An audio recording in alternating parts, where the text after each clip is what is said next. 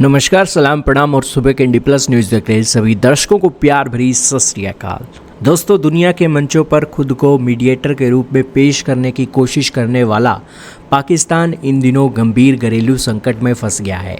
पाकिस्तान के ऊर्जा और वित्त मंत्रालय की ओर से एक बयान सामने आया है जिसने पूरे देश में खलबली मचा दी है। सरकार ने स्वीकार किया है कि देश के पास कच्चे तेल का रिजर्व केवल 5 से 7 दिनों का ही बचा है, जबकि डीजल और एलपीजी जैसे अन्य ईंधनों का स्टॉक भी कुछ हफ्तों में खत्म हो सकता है।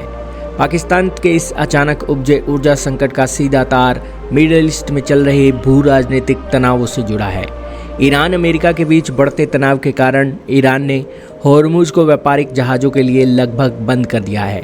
दुनिया का लगभग 20% कच्चा तेल इसी संकरे समुद्र रास्ते से गुजरता है और पाकिस्तान अपनी ऊर्जा ज़रूरतों के लिए सऊदी अरब, कुवैत आदि से होने वाले आयात पर निर्भर रहता है। रास्ता बंद होने और जहाज़ों की कमी से सप्लाई चेन पूरी तरीके से चरमरा गई है।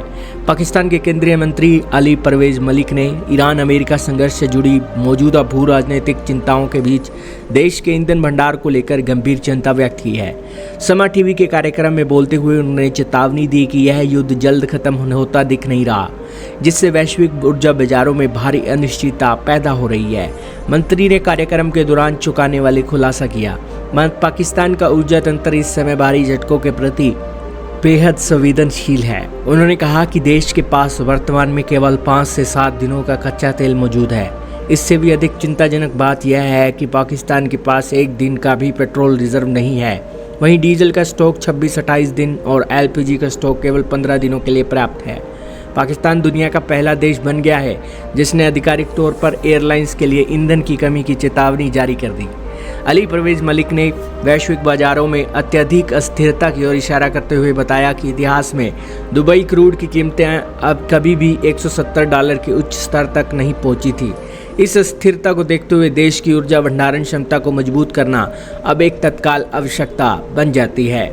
ईंधन बचाने के लिए शहबाज सरकार सख्त कदम उठाने पर विचार कर रही है और मीडिया रिपोर्ट्स के मुताबिक पेट्रोल डीजल की खपत कम करने के लिए देश में लॉकडाउन जैसे नियम लागू किए जा सकते हैं। कारपोरेट और सरकारी दफ्तरों में कर्मचारियों को घर से काम करने का निर्देश दिया जा सकता है ताकि सड़कों पर गाड़ियां कम चलें। स्कूलों और कॉलेजों को बंद करके शिक्षा को फिर से ऑनलाइन मोड में शिफ्ट करने की योजना है। लोगों से निजी वाहनों का इस्तेमाल कम करने और कार शेयर करने की अपील की जा रही है। पाकिस्तान पहले से ही भयंकर आर्थिक संकट और महंगाई से जूझ रहा है। इस ऊर्जा संकट के कारण सरकार अब पेट्रोल डीजल की कीमतों की समीक्षा 15 दिनों की जगह हर हफ्ते कर सकती है। युद्ध क्षेत्र से तेल लाने वाले जहाज़ों का बीमा भी $30,000 से बढ़कर $4 लाख तक पहुंच चुका है। इसका सीधा बोझ आम जनता की जेब पर पड़ेगा। परिवहन महंगा होने से फल, सब्जियां, राशन और जीवन रक्षक दवाओं की कीमतें आसमान छूने लगेंगी।